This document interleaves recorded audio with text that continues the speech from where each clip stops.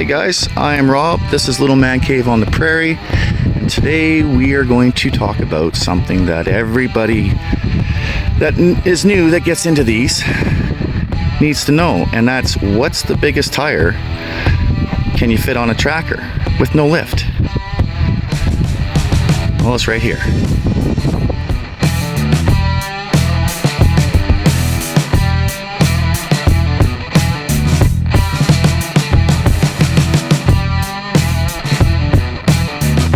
So my friend Miguel came down for his birthday and wanted to hit the trail.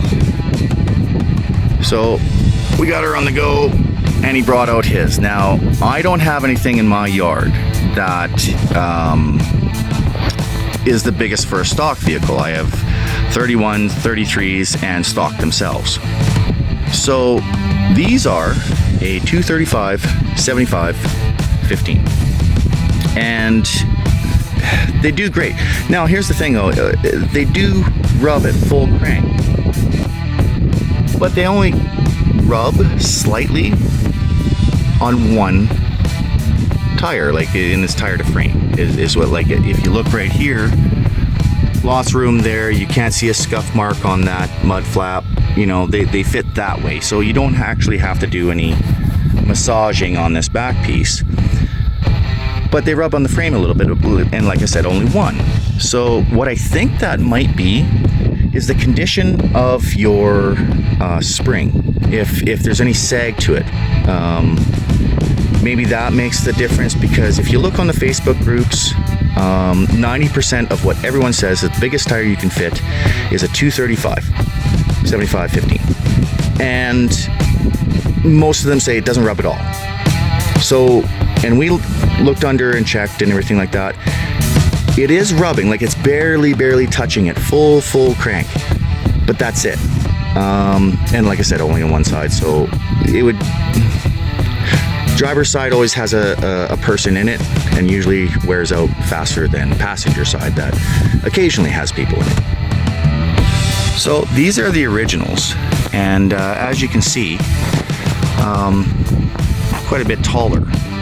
And so what it did is it actually gave him 2 more inches of clearance on the frame, because he brought from center to outside out from what it was a stock 205,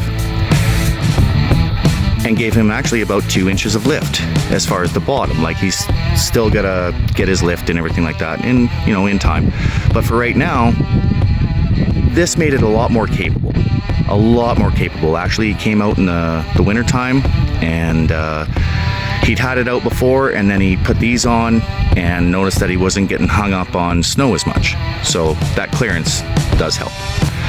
And as you can see, it does, like, these are stock tires on the 4-door, and you can see just the amount of gap that's down here is not even close to what it is on the other vehicle. Now this is a 1st gen, that's a 2nd gen, but you get the gist.